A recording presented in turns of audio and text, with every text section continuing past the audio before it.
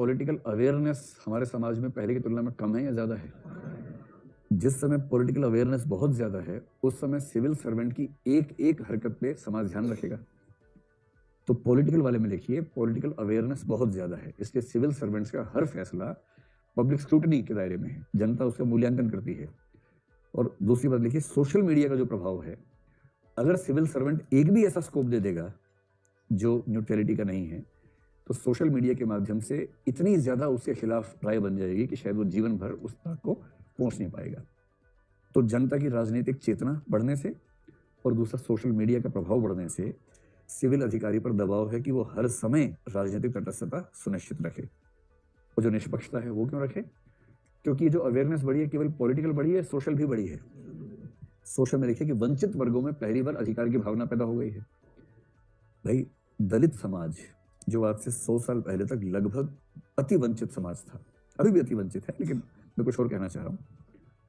उस समाज में सबसे पहले ज्योतिबा फुले, सावित्रीबाई फुले ऐसे नेता कुछ हुए जो बहुत एग्रेसिव नहीं थे। 20th सेंचुरी की शुरुआत में तमिलनाडु की तरफ कुछ एग्रेशन दिखना शुरू होता है और महाराष्ट्र में अंबेडकर आ गए। तो एग्रेसिव पॉलिटिक्स, लेकिन अंबेडकर की सारी पॉलिटिक्स संविधान के दायरे में है, वो संविधान का उल्लंघन करने की बात नहीं करते हैं, संविधान के दायरे में है और संविधान ही लिखने के मूड में है, लिखा भी है, शानदार लिखा है। उसके बाद बाबू जगजीवन राम बने फेस भारत के दलितों का, जो कांग्रेस के नेता थे, हर मंत्रिमंडल में रहे, लेकिन जो एकदम इस भाव में थे कि बस एक दलित व्यक्ति नेता है ना, केंद्र में मंत्री है ना, बस काफी है, इतना काफी है, शांत एकदम नरम दल। इसके जवाब में काशीराम बीएसपी लेकर आए, पहले DS4 लेके आए, फिर बीएसपी बनाई, जिसमें सुश्री मायावती उनकी उत्तराधिकारी बनी। उनमें एग्रेशन था और काशीराम के एक थप्पड़ ने एक पत्रकार को नेता बना दिया था। उस पत्रकार का नाम है आशुतोष, जो आम आदमी पार्टी के नेता हैं। एक बार कुछ उड़पड़ंग सवाल पूछा तो काशीराम थप्पड़ मारा कस के, उससे वो प्रसिद्ध हो गए बहुत ज्यादा, और ये बहुत प्रसिद्ध बात इंडियन जर्नलिज्म में चलती है।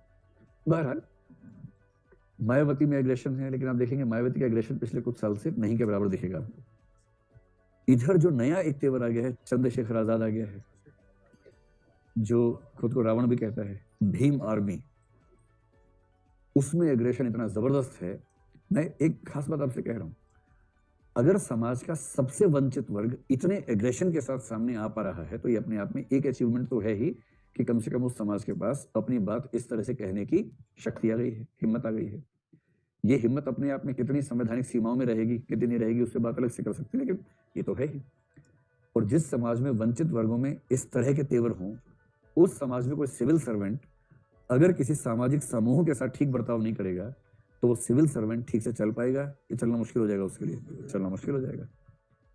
इसलिए एक ऐसे दौर में जब वंचित वर्ग अपने अधिकारों को मांग रहे हों ठीक तरीके से, सिविल सेवकों को निष्पक्ष होना ही पड़ेगा।